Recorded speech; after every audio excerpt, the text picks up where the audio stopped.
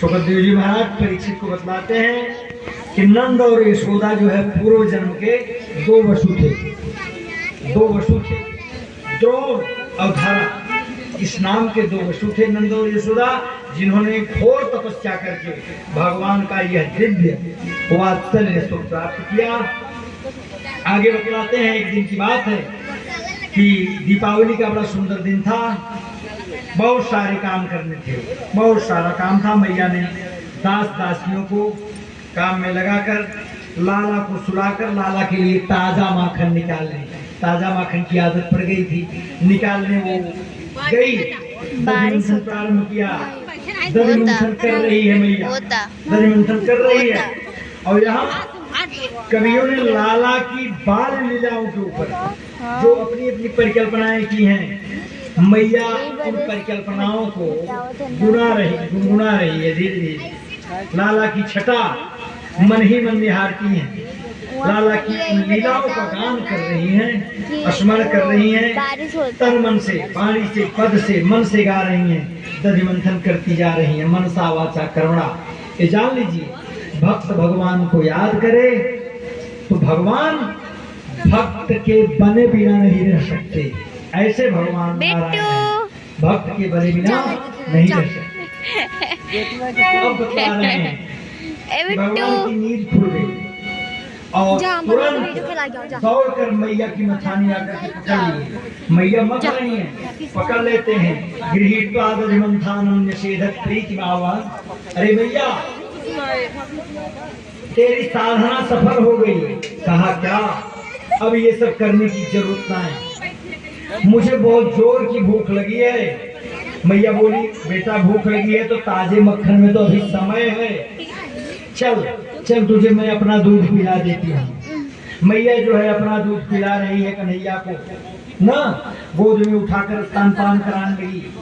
मैया दूध पिला रही है। माधव क्या था, अब मंडल के सदस्य बढ़ते चले गए, यानी विद्यार्थी लोग सब बढ़ रहे हैं, बढ़ गए और चोरी वाला काम शुरू हो गया। माखन चोरी की लीला प्रारंभ हो गई।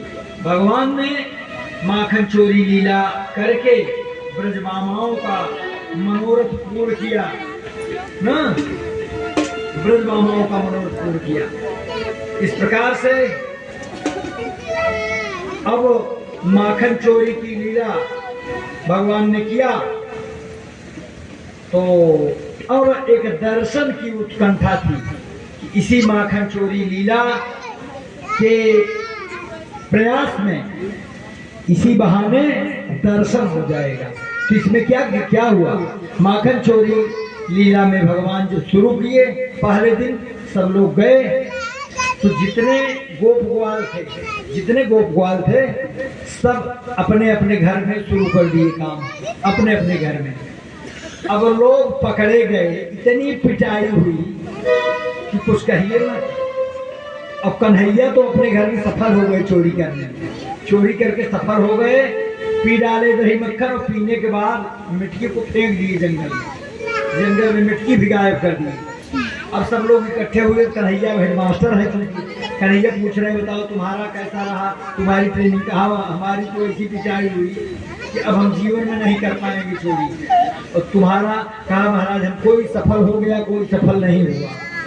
कन्हैया ने कहा चिंता मत करो, अब नया प्रशिक्षण देंगे नए ढंग से, अब सब लोग चोरी करेंगे, चिंता करने की बात नहीं है। अब यहाँ चोरी वाला काम धीरे धीरे माखन चोरी लीला यानी ब्रजमामाओं का मनोरथ पूर्ण करने के लिए भगवान ने शुरू किया।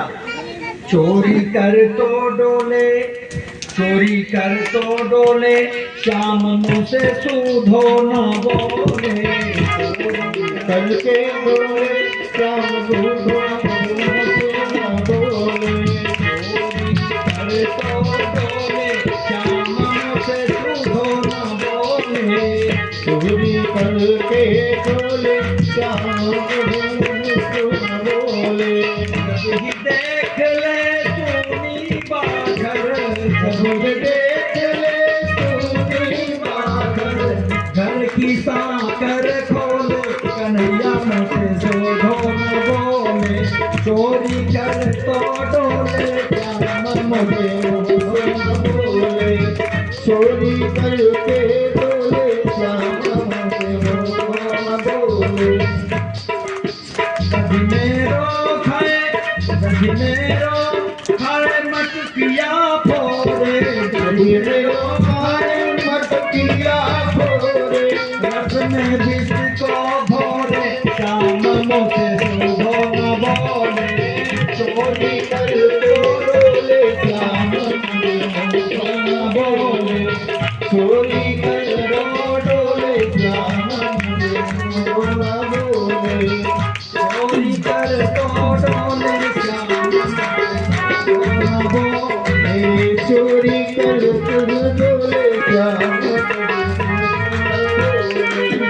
मैं पकड़न या तो भागी, मैं पकड़न तो भागे, भैया पकड़ झक झोरे, श्याम मोसे हे भैया पकड़ श्याम चोरी कर तो डोले श्याम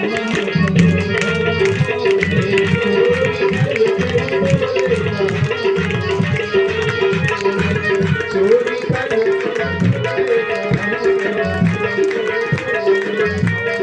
गावत रो बिजरानी, छोड़ो गावत रो बिजरानी, उनसे साथी बोले श्याम मोसे शुभो न बोले। चोरी कर दो डोले श्याम चोरी कर दो डोले श्याम।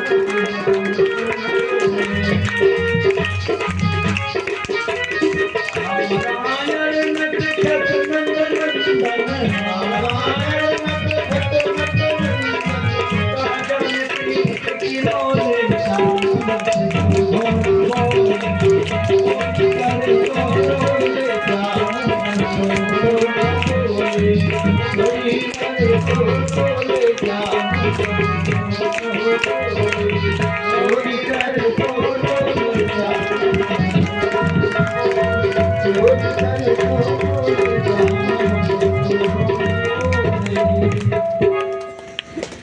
ऐसे इस प्रकार से माखन चोरी लीला घर घर में प्रारंभ हो गई। भगवान ने ब्रजमामाओं का मनोरथ पूर्ण किया। अब एक दिन प्रभु ने सोचा कि ब्रज का माखन तो खूब खा लिया, जरा सा ब्रज रज का भी स्वाद लिया जाए, कैसी स्थिति है। रज मन मिट्टी, ब्रज की मिट्टी कैसी है, इसका भी स्वाद लेना जरूरी है। भगवान क्या किए, भगवान जो है अपने गोप ग्वालों के साथ ब्रह्मांड घाट पर पहुंच जाते हैं।